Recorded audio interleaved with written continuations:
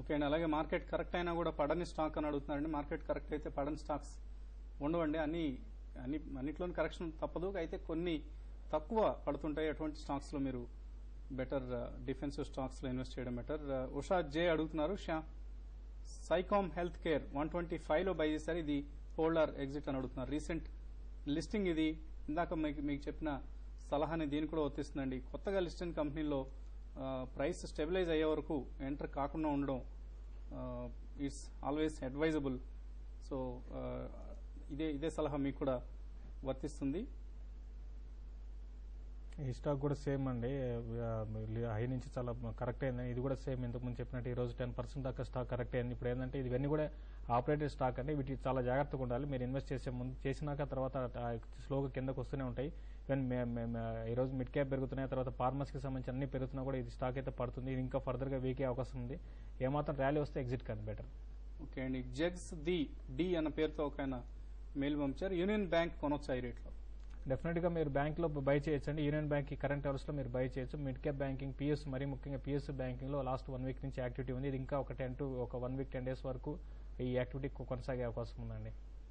Okay అండి. తేజ చౌదరి అడుగుతున్నారు, జేఎస్పీఎల్ 760 లో బై చేశారు, ఇది హోల్డ్ ఆర్ ఎగ్జిట్ అని అడుగుతున్నారు. హోల్డ్ చేయమని చెప్తాను. జేఎస్పీఎల్ అయితే రీసెంట్ గా ఒక డౌన్ సైడ్ నుంచి బాగా పెరగడం జరిగింది. ఇంకా స్టాక్ బాగా పెరిగే అవకాశం ఉంది. దీంతో పాటు కమాడిటీస్, మరి ముఖ్యంగా ఈ రోజు కమాడిటీస్ బేస్డ్ స్టాక్స్ అన్ని కూడా టాటా స్టీల్ లాంటివన్నీ కూడా చాలా 3-4% దాకా పెరగడం జరిగింది. ఇది కూడా బాగా పెరిగే అవకాశం ఉంది. హోల్డ్ చేయండి.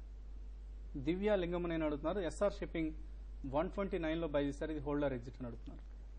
షిప్పింగ్ అయితే కొంత వీక్ ఉండే అవకాశం ఉందండి. మీరు ఒకసారి ఎస్ఆర్ షిప్పింగ్ మాత్రం మీరు ఎగ్జిట్ కమ్మని చెప్తాను. ఒకవేళ షిప్పింగ్ లో మీరు బై చేయాలంటే దీనికన్నా బెటర్ స్టాక్స్ ఉన్నాయండి. మీరు ర్యాలీస్ లో ఎగ్జిట్ కమ్మని చెప్తాను. ఇదైతే పెద్దగా పెరిగే అవకాశం అయితే పెద్ద కనపట్లేదండి. గుజరాత్ ఎన్ఆర్ఈ కోక్ ఈ రేట్ లో బై చేయొచ్చు?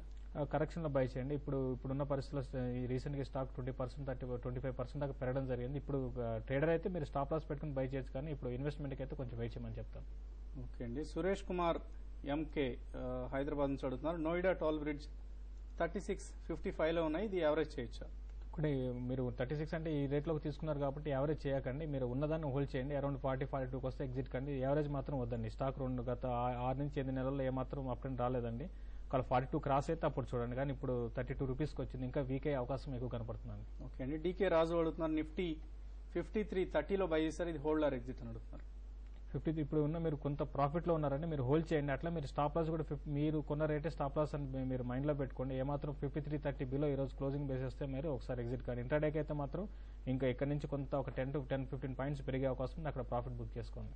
ఓకే అండి. ఫైనల్ గా ఎటువంటి సలహా ఇస్తున్నారు ఇన్వెస్టర్స్, ట్రేడర్స్ కి మాత్రం డెఫినెట్ గా ఇప్పుడు లాంగ్ పొజిషన్స్ హోల్డ్ చేయమనే చెప్తానండి. ఎందుకంటే 53.40 దగ్గర నిఫ్టీ ట్రేడ్ అవుతుంది. ఇంకా ఫర్దర్ గా మార్కెట్ 53.50 దాకా ఇంటర్డేలో పెరిగే అవకాశం ఉంది. అక్కడ ఒకసారి ఇంటర్డే ప్రాఫిట్స్ అని కూడా ఒకసారి లాంగ్ పొజిషన్స్ ఏమైనా ఉంటే ప్రాఫిట్ బుక్ చేసుకోమని చెప్తాను.